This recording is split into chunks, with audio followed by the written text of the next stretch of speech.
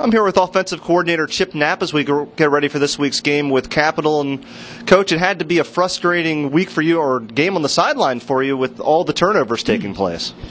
Yeah, I was thinking each one, that's the last one, and we're just going to, move on from there and execute. But they just kept coming, and the one thing, I always felt like we were going to win the game. That was like I was able, something in the back of my head, I was able to stay calm and focused, and I just thought we always were in the game, especially because our defense was playing so well.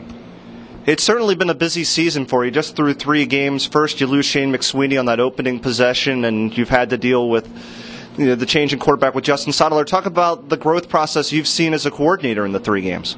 Yeah, when Shane went down, I had to fold my play sheet in about 2 or 3 folds because our offense was based around all the things he could do, and now things have changed, and we've had to do things that suit Justin and our other quarterbacks, and we have a lot of experience with those types of quarterbacks, more the classic drop back quarterback from Chris Warwick, Jason Viscani back in the day. So we're able to make those adjustments and kind of move in that direction a little bit. How do you think he's handled the transition? Justin? Yes. Justin's been great. Justin's done a great job. I mean, he was thrown into the fire. When you're a backup quarterback, you don't think that you're going to be in the first quarter of the first game of the season and the third play, and he just went right in, and like he had always been there. And there's some a learning process, a learning curve that he's going through, and he made a couple mistakes last week, but you can see the progress that he's making, and I look forward to seeing him play this week. Another plug-and-play player this season has been Brandon Wright. You lose Aaron Jackson, who had been a 4-year starter, and then Brandon Wright's really come in and really marked his territory as the lead Wolverine in the backfield.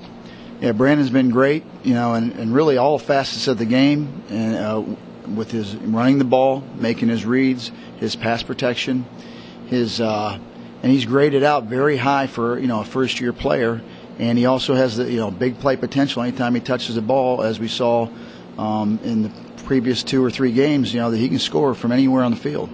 The offensive line was a little bit of a question mark coming into the season. You had to replace you lost 3 starters. Talk about how they've been gelling together this year. Well, they're a work in progress right now. We've had some issues with holding calls and that type of thing, but as far as they're a group, a cohesive group that's working together, and they're always trying to improve, and it's like Justin there. It's a learning curve, and they're working hard to be the best they can be. On the receiver side, we certainly knew about Sean McAndrew and Ellis Kraut coming into the year, but Leonard Stevenson, obviously the touchdown catch against Delaware Valley, he has really stepped into that number 2 receiver role very well this season. Yeah, Leonard's been great. He's in all aspects of the game. He's been a leader on the field. He works harder than anybody, and he's making plays. He just is enjoying his playing time and his opportunities, making the most of it, and he's been a real pleasure to coach, and we look forward to more big things from him.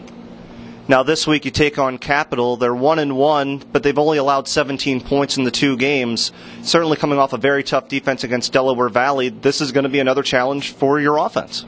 Yeah, they play in a very tough conference with a lot of good teams, and so far they've given up I believe 2 touchdowns in that span, and they're used to playing in big games against good teams, and they've always been successful. A couple years ago they were a top 5 team in the country, and they're used to playing teams like Mount Union, and so this won't be a big deal for them, and it's going to be a real challenge for our offense to make plays. As an offensive coordinator, you love playing inter-regional games like this?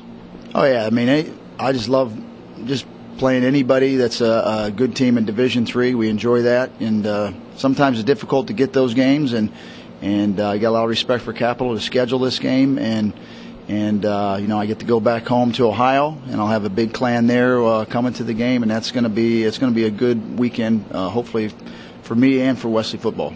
Is it fun as an offensive coordinator going against a new team? Basically, when we go against the Delaware Valley, who we've seen, Salisbury, obviously, you basically have to start from scratch against Capital.